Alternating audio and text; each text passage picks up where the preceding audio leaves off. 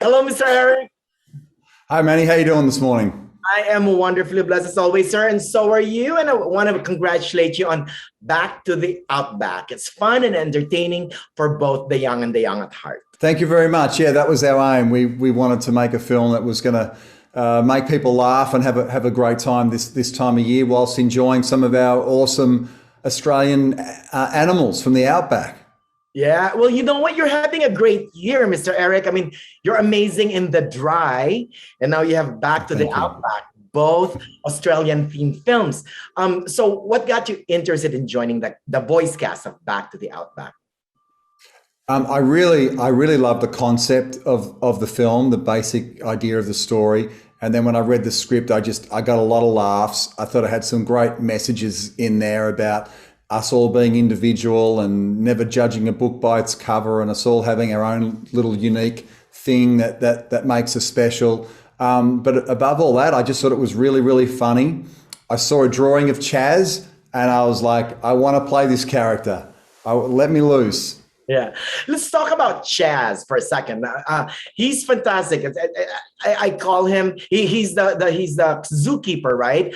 I think he's part Crocodile Dundee, part Steve Irwin, with a dash of John Jarrett as Mick Taylor in Wolf Creek. Oh, wonderful. That is the perfect soup. I love that description. Yes. A bit of Wolf Creek as well. Describe him to our viewers. Yeah, well, he's someone who's trying to fulfill all the kind of cliches that would come from this type of character. And as the film goes on, we learn that may not all be the case. He's trying to present this kind of heroic animal wrangler to his son in particular.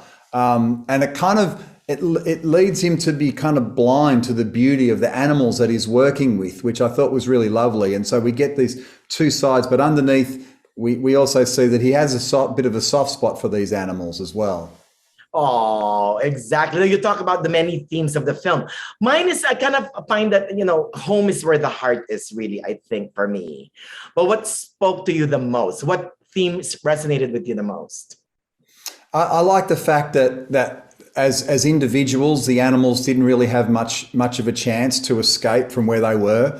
But when they all got together and worked out what their individual skill set was, that they could combine and become stronger as a team. And I just thought that was a really, really great message. Oh, the power of the team. Exactly. Now, walk us through real quick about the production process. Like, were you recording with other people or were you recording on your own?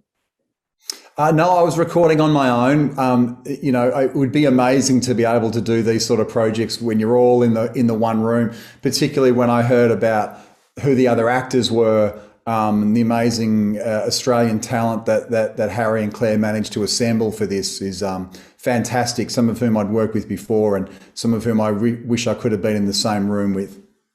Yeah. How, you know what, the last memorable animated film really that you did was, of course, Finding Nemo as Anchor. Was it still the same process in voicing talent? I mean, voicing character?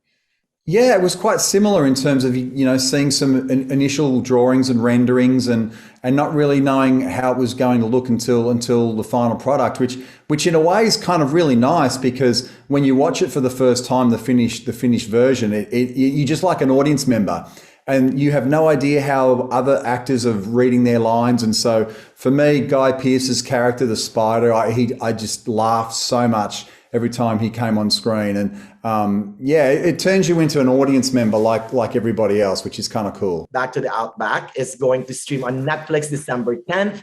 What do you hope for viewers to get after watching the movie?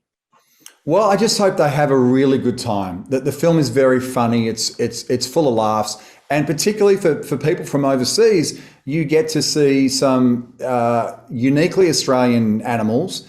But more importantly than that, they in fact are Australian and they sound Australian. And us Australian actors are usually having to hide our accents while we're playing international characters.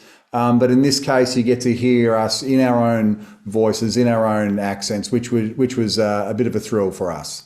Oh, I know. I love it. I saw all those famous Australian landscapes. I'm like, yay! It's fun. It's fun to see that in animated form. So thank you so much, Mr. Eric. A big congrats again on Back to the Outback, and happy holidays, okay? Thanks very much, man. Good to see you. Thank Thank you. you. See you again. Cheers.